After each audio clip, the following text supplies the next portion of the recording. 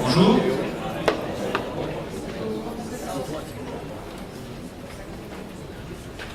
Bien, merci d'être venus si nombreux. On va donc commencer cette journée qui sera longue. On va essayer de ne pas prendre trop de retard. Je vous demanderai de penser à couper vos portables, ou tout au moins les mettre sur le vibreur.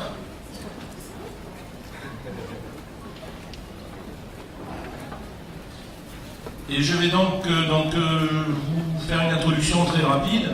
Donc le projet CARIBSAT, comme vous le savez, est un projet qui a été lancé dans le cadre du programme Interreg. Il a démarré donc en novembre 2009.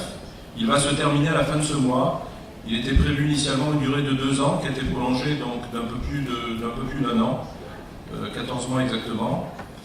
Donc ce projet prend fin. Vous aurez la possibilité aujourd'hui donc d'avoir un certain nombre de présentations qui vont rendre compte des résultats du projet lui-même. Certains partenaires qui n'étaient pas directement impliqués feront quelques présentations aussi. Et on terminera la journée avec les perspectives ouvertes par le projet CARIBSAT dans la mise en place de l'Observatoire des risques environnementaux pour la Caraïbe. Donc je vais tout de suite céder la parole à monsieur Eugène Larcher, qui est président de la communauté d'agglomération de l'espace sud Martinique et qui a été un des partenaires du projet, donc il nous a fait confiance dès le début et qui est un des partenaires du projet, étant donné que l'espace sud donc, est la zone d'application privilégiée du projet CARIBSAT avant de généraliser les méthodologies et ce qui a été mis au point donc, sur l'espace sud, sur l'ensemble de la Martinique d'une part, et aussi pour certaines thématiques, sur certaines îles de la Caraïbe.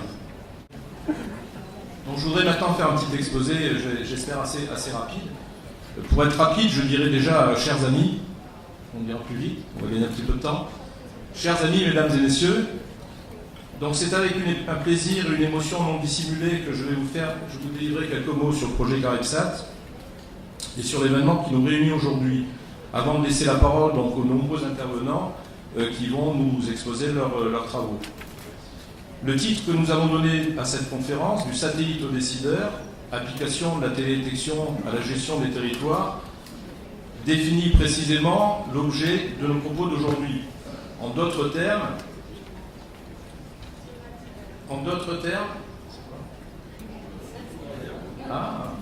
tu veux pas bosser, non? Je l'ai licencié à la fin du mois de septembre dernier, donc depuis c'est plus ça. Donc mon intervention portera sur la genèse du projet CARIBSAT. Je résumerai ses principaux résultats et les perspectives qui s'offrent à nous et que nous aborderons dans le détail tout au long de cette journée. Donc le projet CARIBSAT est né de 3 constats que j'ai pu faire à mon arrivée en Martinique comme représentant de l'IRD en octobre 2006. Le premier est que nous disposions à Cayenne d'une station de réception d'images satellites, la station CIL, Spot Image IRD, dont a parlé Maurice Burat tout à l'heure, qui couvre l'ensemble des petites Antilles et qui n'était pas mobilisée pour la gestion de nos territoires insulaires. Le deuxième constat est que cet outil pourrait être mis au service justement de ces territoires en axant notre travail sur les multiples enjeux environnementaux auxquels les populations de nos îles doivent faire face. Et enfin, le troisième constat était qu'il semblait possible de mobiliser des fonds européens pour la mise en œuvre d'actions tournées vers la gestion des territoires, des milieux terrestres et des milieux marins, dans le cadre notamment de la coopération régionale et en l'occurrence de mobiliser des fonds FEDER dans le cadre du programme Interreg 4, qui était un programme qui s'échelonnait sur la période 2007-2013. Il m'est donc revenu de réunir rapidement un certain nombre de partenaires communautaires et extra-communautaires pour répondre au premier appel d'offres Interreg qui a été clôturé en novembre 2008. J'ai donc proposé le programme CARIBSAT, le projet CARIBSAT, donc Système caribéen d'information environnementale, du satellite à l'acteur, c'était son nom initial. Finalement retenu, le projet a débuté en novembre 2009, initialement prévu pour une durée de 2 ans, et il a été prolongé d'une période de 12 puis 4 mois. Le budget total du projet est de 3 millions d'euros, dont 2 millions de subventions de la Commission européenne, donc sur les fonds FEDER. La diapositive numéro 2, s'il vous plaît. Alors, une quinzaine d'institutions sont intervenues dans le projet CARIPSAT, représentant une centaine de personnes au total, qui sont intervenues à des degrés divers, dont une vingtaine de chercheurs. Au total, 19 CDD ont été recrutés, pour un total de 275 mois, hommes-mois, sur cette durée de 3 ans. Donc ça représente un nombre assez considérable, effectivement, un travail assez considérable qui a été effectué par ces 19 ingénieurs qui se sont succédés. Il y a eu aussi une soixantaine de mois de stage, essentiellement donc des étudiants de l'UAG qui ont contribué au projet. Le projet a permis d'associer des partenaires publics, l'UAG, l'IRD, Météo France, le Parc National, PNRM, à des entreprises ou associations comme Impact Mer, l'Observatoire du milieu marin de la Martinique et la société Geomatis. Mais aussi d'associer les services de l'État, l'ADEAL, à des collectivités territoriales, comme ça a été souligné tout à l'heure, donc la communauté d'agglomération de l'espace sud Martinique. Au cours de ces 3 années, les chercheurs et les ingénieurs ont développé des méthodologies mises au point principalement en Guyane pour ce qui était de la collecte et du traitement de base des données satellitaires, mais aussi bien évidemment en Martinique et en Guadeloupe pour ce qui est de ce traitement, du traitement des données et de leurs analyses thématiques. Des missions ont été réalisées dans la Caraïbe, trop peu, à mon goût, à Trinidad, la Barbade, Saba, Sainte-Lucie et Saint-Eustache. Quand je dis trop peu, c'est parce que finalement on a passé beaucoup de temps à développer des méthodes et des outils et pas suffisamment de temps, parce qu'il nous en restait pas suffisamment, pour développer justement des collaborations comme on aurait souhaité le faire au début du projet. Plusieurs unités mixtes de recherche regroupant les équipes de l'URD, mais aussi l'Université des Antilles de la Guyane, l'Université de la Réunion et l'Université de Montpellier, ainsi que le CIRAD et les équipes de la Maison de la détection de Montpellier ont participé au projet. Et des collaborations effectives ont été établies avec l'Université des West Indies, l'Institut des Affaires maritimes de Trinidad et NACRI, donc un institut des Pays-Bas qui travaille sur les coraux notamment.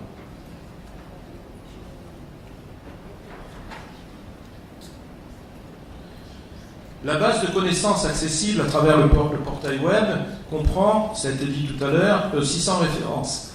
Il s'agit de documents ou de liens vers des sites web traitant des questions environnementales relatives au milieu insulaire en général et à la Caraïbe en particulier.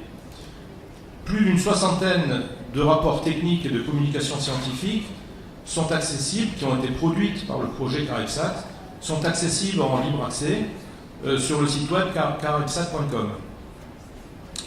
De plus, un outil de web mapping a été développé par la société Geomatis et il permet la visualisation et le téléchargement, quand on en a les droits, de nombreuses cartes thématiques disponibles sur la Martinique, sur la Guadeloupe et pour certaines thématiques sur l'ensemble des îles. Enfin, le projet a débouché sur plusieurs recrutements de ses ingénieurs et docteurs, notamment, donc ça a été signalé au CNRS, à l'Université de Brest et dans des sociétés de géomatique.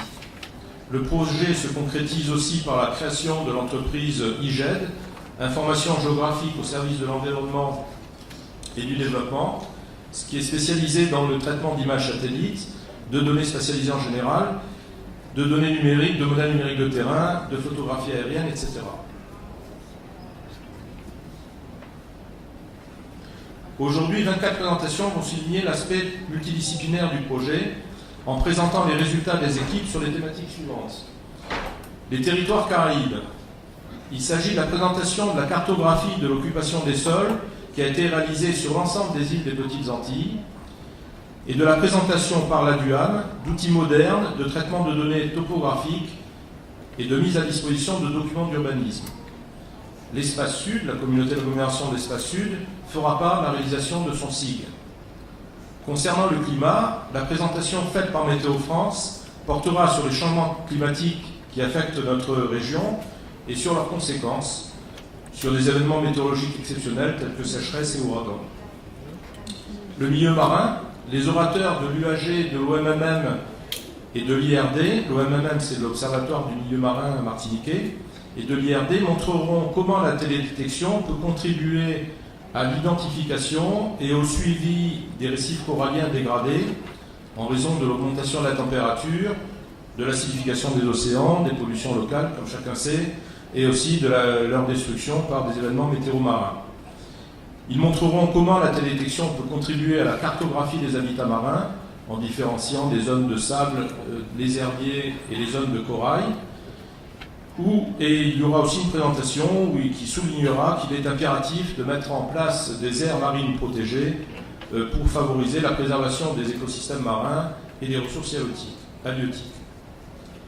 Concernant la mangrove, le traitement d'images satellitaires permet d'évaluer les impacts des cyclones sur les zones de mangrove et de suivre la dynamique de leur reconstruction, notamment quand il s'agit de milieux soumis à de fortes pressions anthropiques. Donc comment la télédétection peut aider à cela? Des exemples seront fournis par Impact Mer et l'Institut des Affaires Maritimes de Trinidad et porteront sur les mangroves de Trinidad et la Martinique.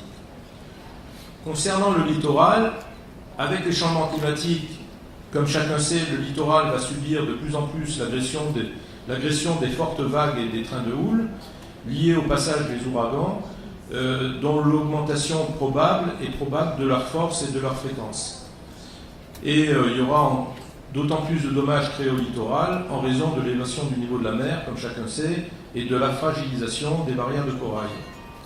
Concernant l'urbanisation, la préservation d'espaces naturels et de la biodiversité de nos îles est indispensable au maintien d'un environnement attrayant, tant pour le bien-être des populations concernées que pour le développement du tourisme. Par ailleurs, les risques naturels affectent de plus en plus les zones habitées. Donc il convient d'utiliser la télédétection satellitaire, mais aussi toutes les informations disponibles, les bases de données territoriales, les systèmes d'information géographique, etc., pour suivre, contrôler et prévoir l'extension des zones urbanisées et notamment de l'habitat diffus. Concernant la biodiversité, le maintien, voire la réintroduction d'espèces sensibles appartenant au patrimoine des Petites Antilles nécessite, elles aussi, des analyses territoriales fines afin de déterminer les zones favorables à leur établissement. Ces travaux sont réalisés par le croisement de données topographiques, climatiques et écologiques, là encore une fois facilités par la télédétection. Enfin, les risques naturels, les bases de données territoriales sont indispensables pour établir les simulations d'évacuation des populations des zones à risque et une application d'évacuation pédestre en cas de tsunami sera présentée par l'équipe du GRED de l'Université de Montpellier. Enfin, l'atlas des éruptions volcaniques historiques aux Petites Antilles sera présenté par Guillaume Laluby. En fin de journée, les scientifiques et les gestionnaires des territoires des Antilles françaises présents à cette réunion et venant de Trinidad, de la Barbade, des Pays-Bas et de France engageront une réflexion sur la mise en œuvre d'un observatoire des risques environnementaux, donc à l'échelle de la Caraïbe. Nous verrons à ce propos que nous pourrons utiliser donc CARIBSAT et ses acquis comme un outil favorisant la mise en place de cet observatoire et donc la coopération régionale. Cet observatoire, appelé Observatoire des risques environnementaux de la Caraïbe, ORE Caraïbe, a pour mots-clés coopération régionale, environnement, risques naturels, pression anthropique, recherche scientifique, formation, aide à la décision, télédétection et géomatique. C'est un petit sac dans lequel j'ai mis quelques mots-clés qui définissent un petit peu le cadre d'activité de ce que devrait être cet observatoire. Bon, c'est donc finalement un programme chargé qui nous attend, et donc je vais écourter un petit peu ma présentation. Je précise d'ores et déjà que les présentations ne devront absolument pas dépasser les 10 minutes, et quitte à ce qu'elles soient coupées dans leur fin, parce que sinon on sera là demain en fin de journée, et c'est pas ce qui est prévu. Les discussions seront toutes reportées en fin de journée. C'est pourquoi je demanderai aux personnes qui souhaitent avoir des informations complémentaires, de saisir directement les intervenants pendant les pauses. À partir de 16h, effectivement, il y aura des discussions générales qui pourront s'engager, mais on ne veut pas entrecouper les présentations d'interventions, ce serait trop lourd.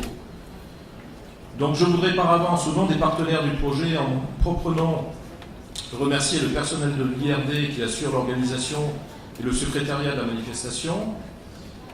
Je remercie tous les intervenants. Ça, c'était pour l'heureux, je l'ai oublié. Voilà.